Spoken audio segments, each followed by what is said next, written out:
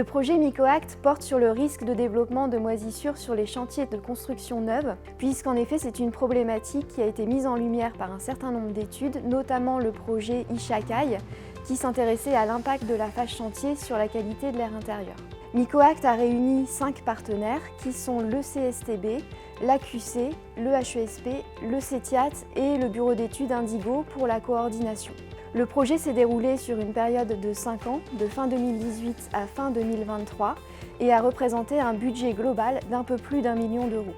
Un nombre important d'études ont montré que l'exposition aux moisissures de l'environnement intérieur est un facteur majeur dans l'apparition de symptômes respiratoires chez l'adulte et dans le développement de l'asthme chez l'enfant. Plusieurs travaux ont montré la présence de moisissures en phase chantier ou dans des habitations neuves ou récemment rénovées. Par exemple, la campagne OQI BPE, où sur un logement sur 2 a un développement fongique actif. Il y a également le dispositif REX des bâtiments performants de l'agence Qualité Construction qui ont montré le développement impressionnant d'une moisissure en 3 semaines dans un bâtiment.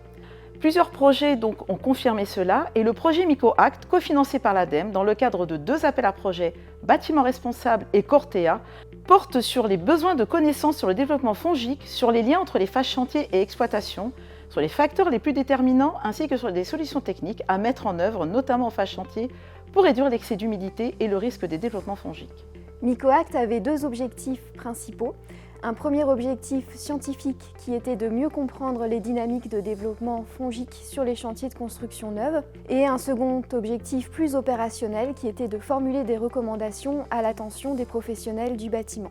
MycoAct a permis de réaliser à la fois des études théoriques, donc avec une partie d'état de l'art, mais aussi des études de modélisation à l'échelle bâtiment et à l'échelle des parois. En parallèle, des suivis expérimentaux ont été effectués sur 3 opérations en France métropolitaine, depuis les phases de hors d'eau hors d'air jusqu'à 1 an d'exploitation. Un chantier pilote a également fait l'objet d'un suivi afin de tester certaines solutions.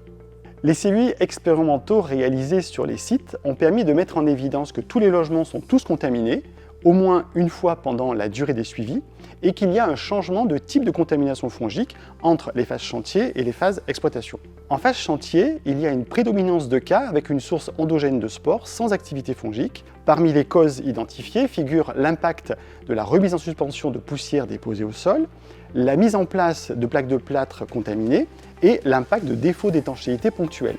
En phase d'exploitation, on a une prédominance de cas avec un développement fongique actif, avec ou sans dissémination de spores au cours de la première année d'exploitation. Cette contamination, elle pourrait être liée à l'impact de l'eau résiduelle de construction au sein des matériaux.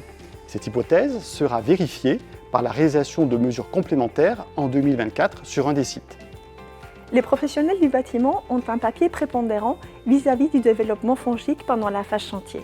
C'est pour ça que MycoAct s'est attaché à développer des outils pour les aider dans leurs pratiques quotidiennes et notamment une plaquette de sensibilisation et vulgarisation pour aider dans la prévention du développement fongique pendant la phase chantier, un guide méthodologique qui définit les rôles de chaque acteur et qui permet aussi de s'appuyer sur des fiches pratiques sur différentes thématiques. Et pour conclure, un outil d'aide à la décision qui permet de choisir les solutions les plus adaptées par rapport au contexte de son opération.